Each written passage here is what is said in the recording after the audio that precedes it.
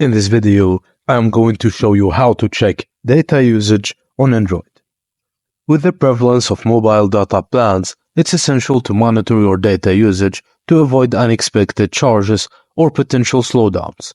In this tutorial, we'll explore how to check your data usage on an Android device, ensuring you stay informed about your mobile data consumption.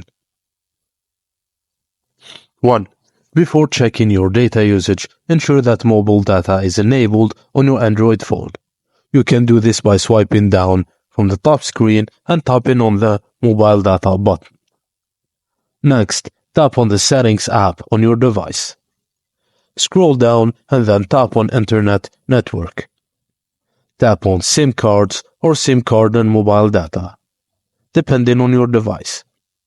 Scroll down and tap on App Data Usage. Here, you can view current data usage for a selected period.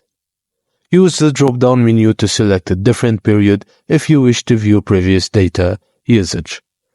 And that's it, guys. Thank you for watching, and please don't forget to like and subscribe for more.